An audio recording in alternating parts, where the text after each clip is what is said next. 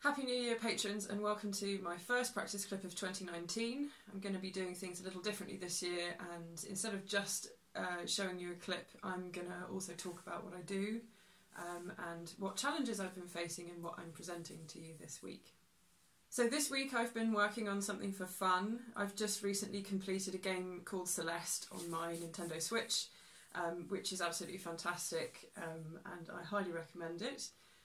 In addition to beautiful artwork and beautiful atmosphere, this game has music that I really love by Lena Raine, and this is a track called Awake, which is sort of like an epilogue to the second chapter of the game, and uses the theme that runs throughout that whole level, but it's a sort of a stripped back piano version, and it's very melancholy and contemplative, and I've needed it this week, so this is one that I've been doing for fun before the wedding stuff kicks back in. So playing Awake has the challenges of trying to replicate the resonance and the clarity that you get on the piano, and obviously the version that I'm working from, if you listen to the original, has got lots of reverb on it, which I don't have in this small room where I keep my harp. So I have to dig really deep with that and think really physically about tone to try and create that kind of clarity, especially in the very high register of the harp where obviously the strings are so short. You actually have to pull and dig into the strings a lot more in a specific direction, namely sort of towards the column of the harp to really get that kind of sound. At least that's what seems to work for this. So trying to get... It's really easy to overpull in that top register, or kind of ping your hand backwards, sort of peel round this way rather than pushing this way. And actually I think that's what gets you that kind of elongated sound in those top notes. But so that kind of stuff's really challenging, and that was something that was fun about doing this. The timing in this piece is very free, obviously quite deliberately. So trying to replicate that exactly, because I really like the feel of it just as it is, the way that it pushes and pulls the tempo and stuff. So what I did for this is I put the track on Spotify and I just stuck my headphones on and I played along to try and get a sense of exactly how the tempo ebbs and flows, which is quite difficult to match, but I think that I've managed it for the most part, and that was kind of quite fun to try and match it exactly. In the repeat of the first section in this piece, there are low octaves in the piano, which I think must be overdubbed because it sounds like there are two.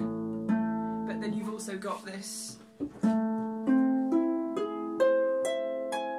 which repeats exactly from the first time around. So I don't know whether that's overdubbed or whether I'm not hearing it quite right. Well, when I didn't hear it quite right when I transcribed it.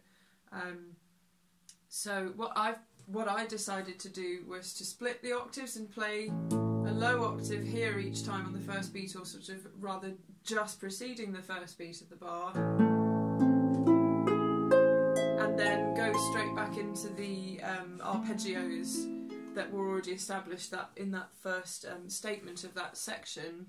The reason I went for this actually is because firstly I think there are two notes that have been overdubbed every time it goes around in the original version, but also because the piano performance in the original really leans on the first note of the bar anyway, and so I thought that would be an appropriate way to get all the pitches in and to complement the feel of it, although I recognise that the performance I've recorded of it does sound ever so slightly different in terms of the timing, but I ran out of fingers, and I do think that original version has an overdub, so that's how that came about.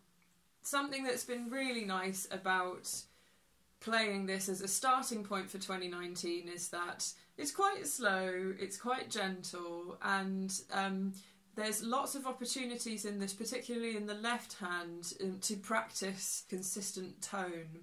So if you notice in the video, the left hand has to play 8 notes. I've done this deliberately so that my right hand can focus on getting the right tone and the right direction and feel out of the melody line, because that was sort of enough to focus on. But what this means is that I have to play 4 notes in the left hand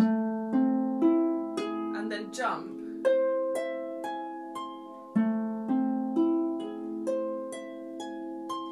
challenge really there is when you get to the end of the first group of 4, that's going up to the thumb, I've got to try and make the tone of my thumb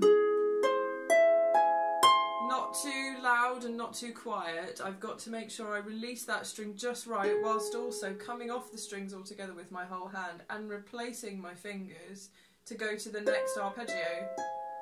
So that's a really nice little exercise in trying not to ping on the thumb too much. You can see there it's too quiet, so this is something that I've... Stuff like this with tone never goes away, it's a continual work in progress. So anyway, that's my first clip and a little explanation of how that all works. I hope you enjoy it and I'll see you next week.